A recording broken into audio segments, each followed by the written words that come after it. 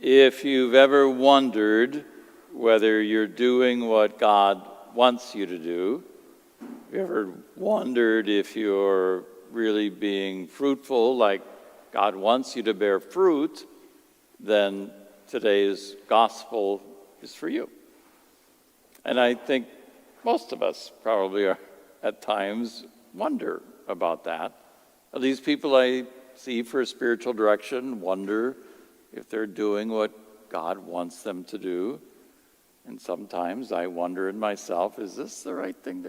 Am I bearing the right fruit? Is this where I'm supposed to be? So this is the perfect gospel for us, to let us know what Jesus teaches about that. But if you don't mind a little aside first. So this, what Jesus is saying here to his disciples, is just to his disciples, was part of the Last Supper. Jesus has washed their feet, he's instituted the Eucharist, and then this is part of a whole long series of discourses where he's talking to just the 11. Judas has already left, and so just the 11 are hearing these words. But here's the little aside. At the end of chapter 14, so this is the beginning of chapter 15, at the end of 14, Jesus says, "Get up, let us be on our way." And then he talks for another 3 chapters. So I think he started the Midwest goodbye.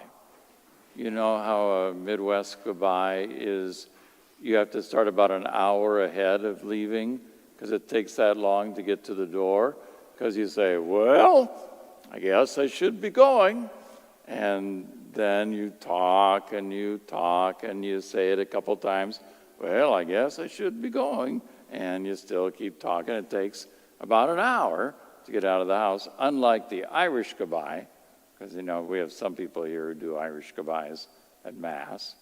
The Irish goodbye is you don't say goodbye at all. You just sneak out the door. You say you're going to do something else, and you disappear. And then, whatever happened to him? And so, the reason that the Irish goodbye is at Mass is because the Irish notoriously would stand around after church and talk for an hour, and Irish did not want to get caught having to talk to all their friends after church, so they would just sneak out. So Jesus started this Midwest goodbye, I think. So he says, okay, rise, let us go. And then the scholars think, okay, now, did he walk out the door and see a vine there? And he just triggered this whole nother 3 chapters of thinking. Said, seeing this grapevine or some kind of vine there. Because then he says, I'm the true vine. And why does he say he's the true vine? Why true rather than just a vine? Just like why did he say he was the good shepherd rather than just a shepherd? He says it because the image of the vine is used throughout the Old Testament for Israel. God talks about planting a vine, Israel. So the prophets use it. It appears frequently in the Old Testament. So Jesus is saying he's the true vine. He's the true Israel. He is the new Israel. He's the true vine. But then, interestingly, gives us a vision of God that probably we don't usually think of. My Father is what? He's the gardener. God the Father's the gardener? He's the guy out there with the jeans on and the clippers and working on the plants. Yep, that's what my dad does. He really likes to garden. And what he takes care of is you and me. That he's out there pruning us. Now, I'm not a pruner. I don't know how to do that. Diane, who's sitting here, prunes a lot of our plants around here. And I always think, why did you cut that off? Because that seemed to be a good branch yet. You know, when you watch somebody prune, there's a whole bunch of green and nice things laying around after they get through pruning. But it makes them better. They look a lot better. They grow better. So you think, okay. So when you're pruning, you have to take off not just what's already dead, but to make it grow better, you have to cut off what might look like it's good. And so God's doing that to us. And that might not feel good sometimes when you wonder about, okay, why did that go wrong? Or why didn't that happen? Why did this fail? Well, that's God up there going, nope, not that. I don't want you doing that. Nope, not that. God's pruning away at us so that later on we grow. But the important point in this story that I think for all of us who wonder if we're doing what God wants us to do is that Jesus says, here's what you need to do.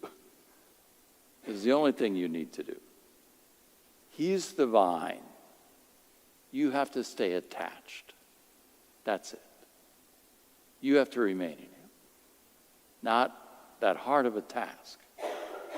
If you don't remain in him, and Jesus might have been looking at some vine there at the time he's saying it, look at that thing, it's all dead. Because it's not part of the vine anymore.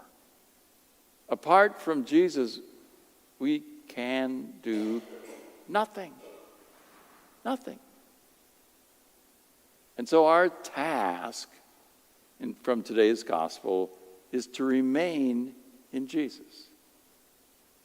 So what does that mean, to remain in Jesus? Spending time with him, praying, listening to his word. That's it.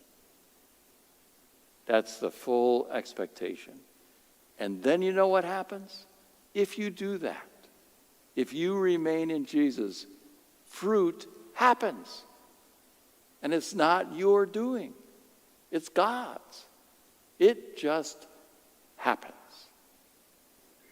And God puts you where you need to be. You don't have to worry about it. If you just simply stay with Jesus, remain in him, then God takes care of the rest.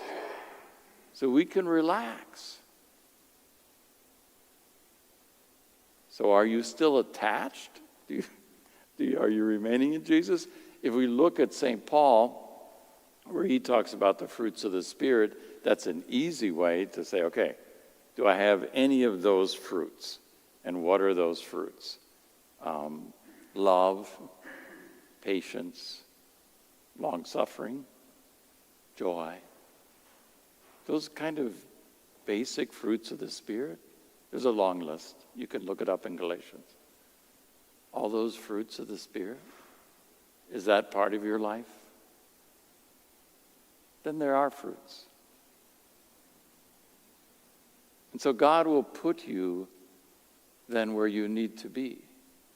God will put people in your path, at your workplace, in your neighborhood, in your family, where simply by being close to Jesus, trusting in him, how you are living, how you are acting, will change other people's lives. Your courage, your faithfulness, your patience, your joy, your love will impact them. Do you need to go off to a third world country and do missionary work? Well, if God's tugging you in that, fine. But God doesn't expect that. Simply remain in him. Be close to him. And the fruit will come. It will be there. Which is great news for us who worry whether we're called to this or that, or maybe God wants me to do this, or what am I supposed to be doing? And I think, well, listen to those tugs. But whatever you're doing, God will be happy. God's not up there saying, oh, I really wanted you to go out and repair that house where the tornado hit, and you didn't do it. And so, no, as long as you're remaining in him, that's what matters. And then he will give you fruit. And that little gardener guy with the jeans on and the clippers, don't be surprised when he comes around. But just realize that's God. Trust what he cuts away.